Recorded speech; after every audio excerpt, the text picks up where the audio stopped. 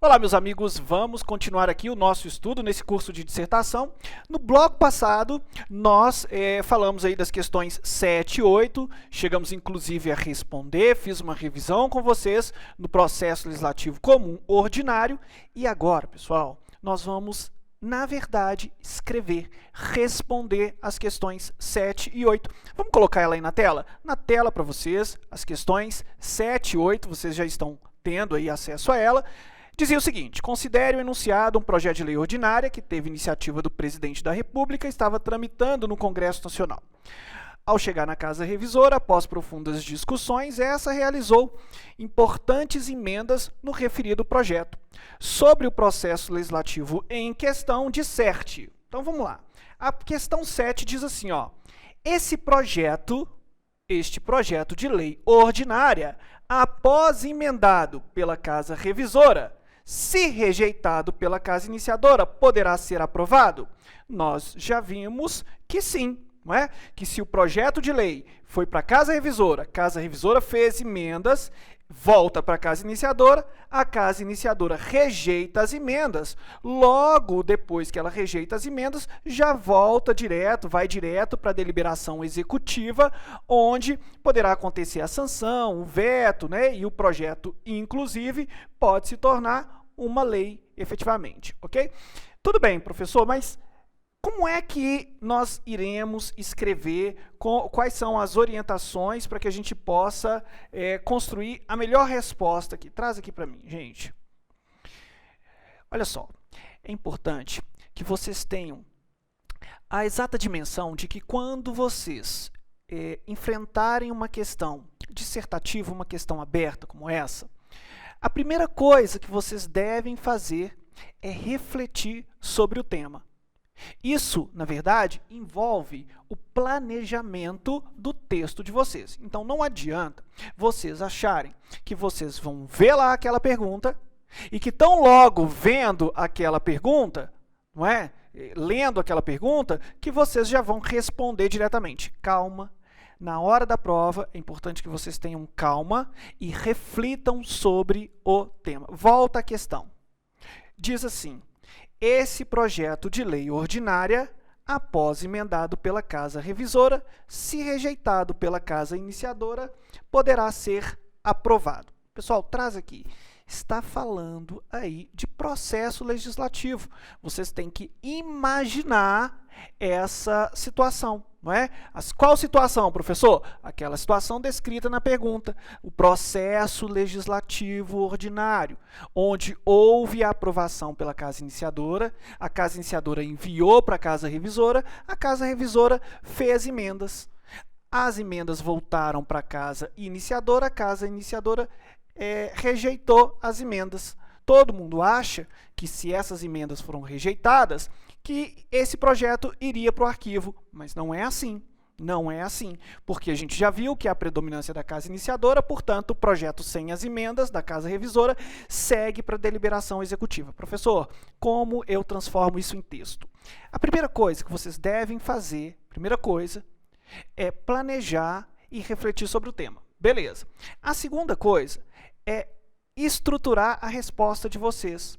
A resposta de vocês é uma resposta que exige que haja um parágrafo mais amplo, que a gente fala que é o início, não é? E aí, nesse parágrafo onde você vai tratar do tema de forma mais ampla, você vai deixar nele um gancho para continuar desenvolvendo a sua dissertação, porém adentrando ao tema, especificando-se mais ainda no tema. O terceiro, quarto parágrafo, vocês já vão responder efetivamente a pergunta, não é, do texto. Então, olha, o texto trouxe um enunciado e ele está perguntando, né, fazendo uma pergunta bem objetiva, e a resposta da sua pergunta, depois de você ter feito ali o seu planejamento, ter falado sobre o tema, vai vir quase que como uma conclusão mesmo, ok? Então, eu imagino, pessoal, vocês que vão precisar de escrever de 20 a 25 linhas, imagino que vocês têm que fazer aproximadamente 4 parágrafos. Professor, posso fazer 5 parágrafos? Pode. O que você tem que saber e entender é que você tem um limite de linhas. E esse limite de linhas, por exemplo, se você fizer 5 parágrafos e esses parágrafos tiverem uma média de 5 linhas cada uma, você vai estar dentro do limite, mas muito próximo. Então, a minha sugestão é que vocês planejem a resposta de vocês, claro, dentro do padrão de início, meio e fim, né? Começou ali de forma ampla, desenvolveu o tema e no fim vai concluir respondendo a pergunta, que vocês trabalham sempre com a ideia de 4 parágrafos. Assim vocês poderão controlar o número de linhas, sabendo que se você escreveu 20 linhas, tá ótimo. Se você escreveu 21 linhas, tá ótimo. Se você escreveu 22, 23, beleza. O que não pode acontecer é você escrever 19 linhas ou você escrever 26 linhas, porque para cada linha, a mais ou a menos, você perderá pontos e é justamente o que a gente não quer, ok? Então, vamos lá no texto? Olha só, como é que ficou essa resposta, que a gente já sabe muito bem, não é? Ficou assim, ó. Esse projeto de lei ordinária poderá, após emendado pela Casa Revisora, se rejeitado pela Casa Iniciadora, poderá ser aprovado? Ok. Como é que nós vamos iniciar? Aquele parágrafo de forma ampla. Olha só, o processo legislativo, não está falando sobre processo legislativo? Se está falando sobre processo legislativo, vejam só, a gente vai começar explicando, não é? O processo legislativo ordinário é o quê? O que é? De forma ampla, constitui-se numa sequência de atos legislativos para que uma proposição efetivamente se torne lei. Traz aqui para mim. Procurem trabalhar com frases mais curtas. As frases muito longas, elas podem perder o sentido, elas são perigosas. Cuidado com o uso excessivo de vírgula. Às vezes é necessário, porque a ideia que você quer transmitir naquela frase depende de outros assuntos, de outros importantes contextos. Mas cuidado para que sua frase extremamente longa não perca o sentido. Okay? O importante é sempre tentar utilizar frases mais curtas. Volte ao texto. Olha lá. Então, o processo legislativo ordinário constitui-se numa sequência de atos legislativos para que uma proposição efetivamente se torne lei. E a gente sabe, vamos explorar o nosso conhecimento. No âmbito federal, tal processo é bicameral, iniciando em regra na Casa do Povo, que será a Casa Iniciadora.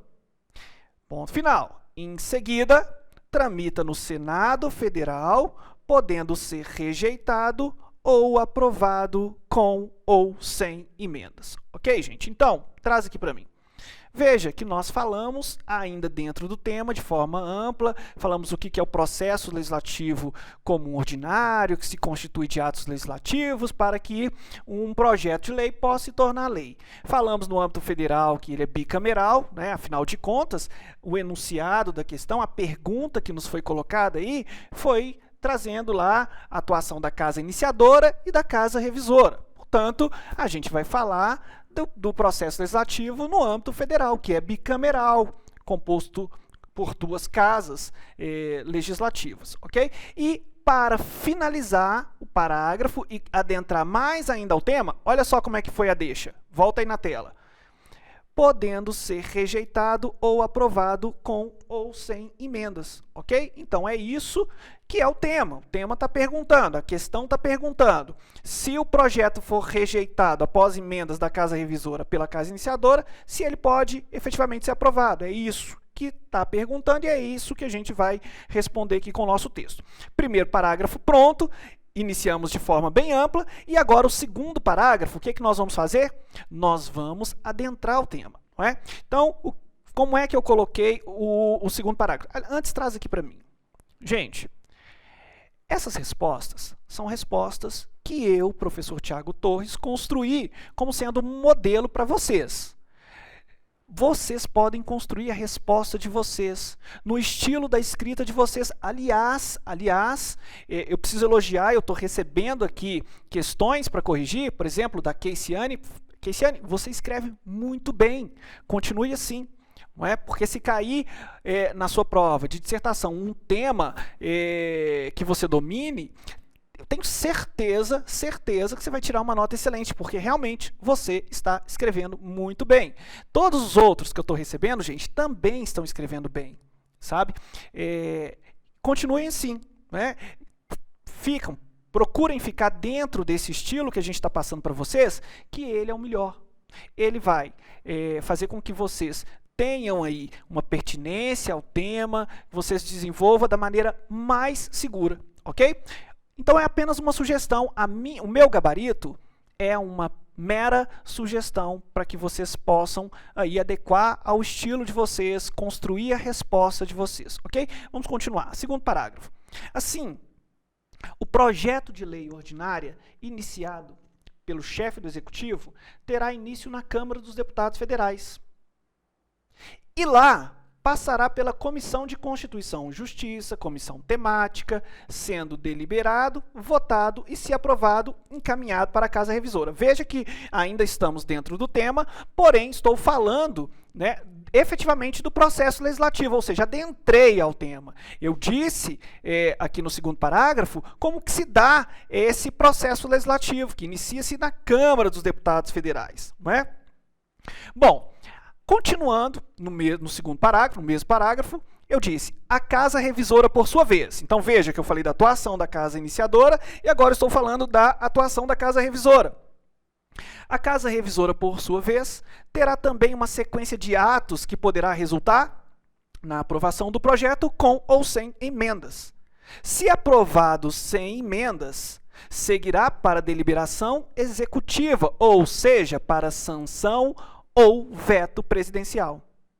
Agora, se aprovado com emendas, que é o caso, retornará para a Casa Iniciadora, que apreciará tão somente as emendas, ok?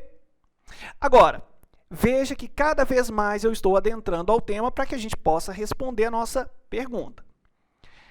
A Casa Iniciadora, ao analisar as emendas, aí eu já estou no terceiro parágrafo, praticamente já respondendo a pergunta, e eu vou responder a pergunta aqui agora, a Casa Iniciadora, ao analisar as emendas feitas na proposição, poderá aprová-las, concordando com a Casa Revisora, sendo o projeto de lei ordinária emendado e encaminhado ao chefe do Executivo. Beleza, gente, exatamente isso que acontece, mas eu estou falando numa situação em que a Casa Iniciadora concordou com as emendas feitas pela Casa Revisora. Mas a pergunta foi diferente.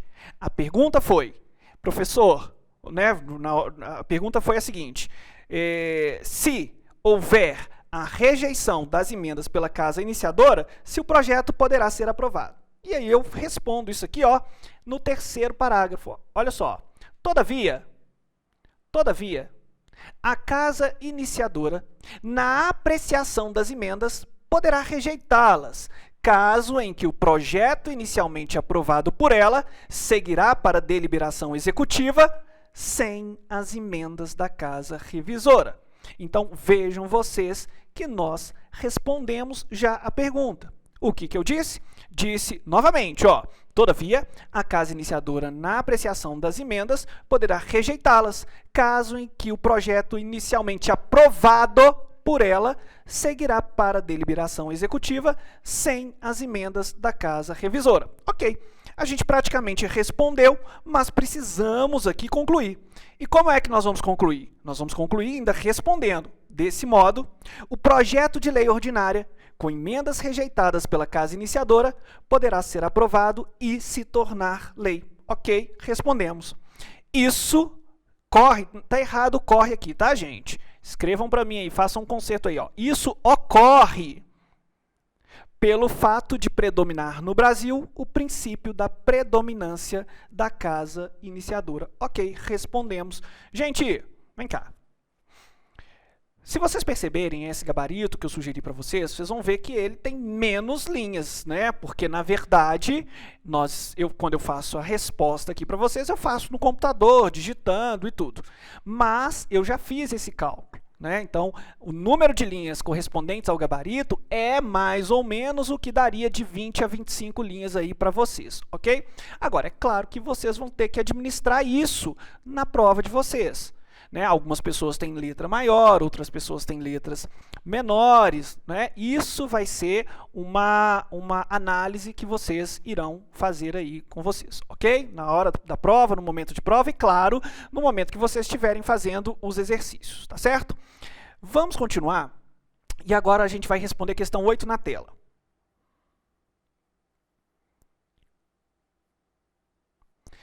A questão 8 pergunta assim, ó. No que tange ao veto do Executivo, poderá esse projeto de lei ser aprovado? No que tange ao veto do Executivo, poderá esse projeto de lei ser aprovado? Traz aqui para mim. Se a gente responder de maneira bem objetiva, não escrita, a gente vai falar logo que sim. Desde que haja derrubada do veto, aquele projeto de lei, não é, será o quê? Aprovado. Seguirá para promulgação, publicação. Não é? A gente viu isso aqui na nossa revisão. Mas a grande dificuldade, a gente sabe muito bem, que é transformar essa resposta numa dissertação. Um aluno me perguntou, professor, eu posso responder diretamente que sim e tudo? Não. Você está construindo uma dissertação. Uma dissertação, gente, tem que ser igual aquela música do Fábio Júnior, ó, tem que ter princípio, tem que ter meio e tem que ter fim. Então, mais uma vez, iremos nos valer daquela técnica de trabalhar o primeiro parágrafo de forma ampla, vamos construir os demais parágrafos adentrando ao tema, e no terceiro parágrafo e quarto, que é a conclusão, já tentar responder objetivamente aquilo que foi perguntado, ok? Cuidado, sempre dentro do tema. Então, vamos lá na tela aí para vocês. Como é que foi o meu texto, né? Que é apenas uma mera sugestão. O processo legislativo ordinário é constituído por uma sequência de atos legislativos para que uma lei ordinária seja promulgada e publicada. Ok, estou falando do tema processo legislativo ordinário, que é o tema da nossa pergunta, mas falei de forma ampla. Uma dica, traz aqui para mim. Uma dica. Quando vocês começarem a escrever o primeiro parágrafo de vocês, pensem o que é o processo legislativo ordinário. Inicie o parágrafo de vocês falando isso de uma forma bem ampla e bem simples. Olha, o processo legislativo ordinário é constituído por uma sequência de atos legislativos que tem por objetivo aprovar um projeto de lei. Ok? Então, trabalhem essa ideia de sempre o que é, reflitam sobre o tema. Okay? Aqui eu e o professor André estamos fazendo uma série de sugestões para vocês no que tange aos temas. Mas o mais importante é vocês aprenderem a escrever. Ok? Então, vamos voltar à tela e continuar aí o nosso parágrafo. Tal processo envolve em âmbito federal a participação das duas casas legislativas, ou seja, a Câmara dos Deputados Federais e o Senado Federal. Ponto final, passei a ideia, uma frase curta. Todavia, nesse processo legislativo, haverá também a participação do Poder Executivo, especialmente com a sanção ou com o veto presidencial. Gente, olha o gancho que eu deixei no primeiro parágrafo para a gente adentrar ao tema. Vejam, a pergunta não está falando no que tange ao veto do Executivo? Quando a gente pensa, traz aqui para mim, quando a gente pensa no veto do Executivo, a gente está pensando em quê? A gente está pensando naquela possibilidade do Poder Executivo participar do processo legislativo. A gente sabe que a função típica do Poder Legislativo é legislar. Mas a Constituição estabelece formas em que o Poder Executivo irá participar do processo legislativo. E uma dessas formas de participação é justamente através da sanção e do veto. Só que o veto é o tema dessa nossa pergunta, então é importante a gente falar sobre essa participação executiva no processo legislativo. Então, vamos voltar à tela e vejam só. Então, deixei o gancho. Todavia, nesse processo legislativo, haverá também a participação do Poder Executivo, especialmente com a sanção ou com o veto presidencial. Ok. Olha só, há um erro de ortografia... Não, perdão. Isso mesmo. Há um erro de ortografia aqui, ó. Sanção se escreve com C cedilha, ok? Corrijam para mim, por favor. Segundo parágrafo. A sanção do presidente... Vem cá, traz aqui para mim, deixa eu explicar para vocês, gente. Eu escrevi sanção com S porque eu tenho uma filha de 6 anos, então eu fico lendo historinha da Mônica para ela e tem o coelhinho da Mônica que chama Sansão. Esqueçam sanção com S. Sanção é com C cedilha, ok? Vem de sancionar, então vem comigo na tela.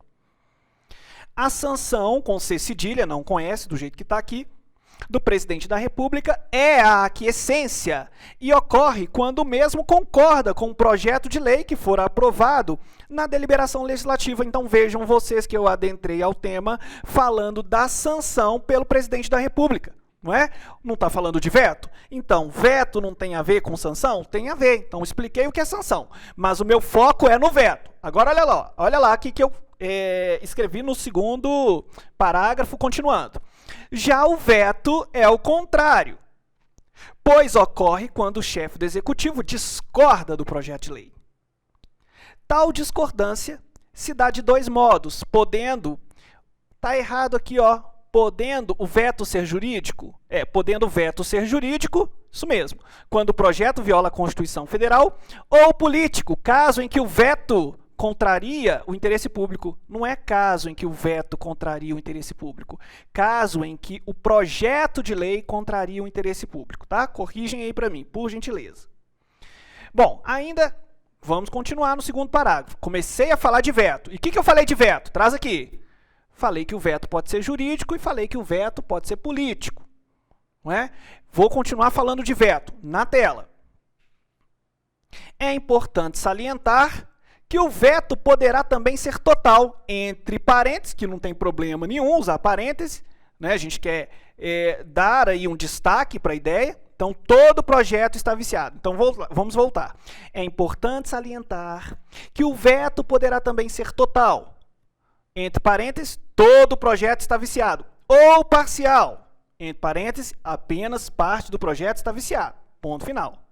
O veto parcial deverá sempre referir-se a uma linha, um inciso, artigo inteiro e nunca a palavras. Ok, explorei o meu conhecimento aí acerca do veto, não é? Acerca da sanção, veto jurídico, político, veto total, parcial.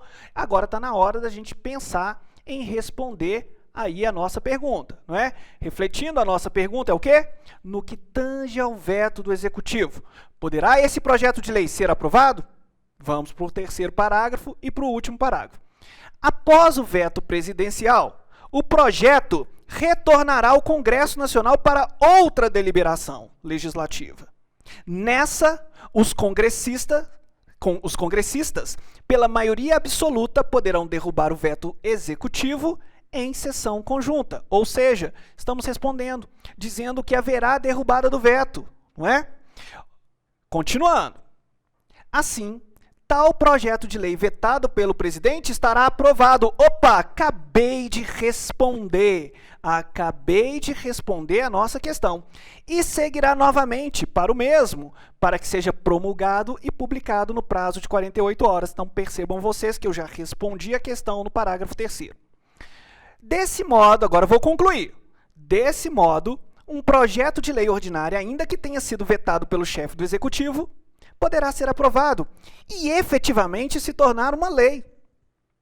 A vontade popular, bem como dos Estados-membros, ok? Representadas nas casas legislativas, prevalece a do presidente da República, ok? Então, traz aqui para mim. Gente, vejam vocês que foi um texto simples, onde nós falamos sobre veto, onde nós falamos do processo legislativo ordinário, ok? E respondemos a pergunta. Teve início, um parágrafo mais amplo, teve 2 parágrafos onde nós exploramos o conhecimento sempre dentro do tema, e o terceiro parágrafo, o último parágrafo, que concluiu, são os parágrafos efetivamente que nós respondemos aquilo que foi perguntado, ok? Então, no próximo encontro, eu trago mais uma questão para a gente responder. Um grande abraço para vocês. Até lá. Tchau, tchau.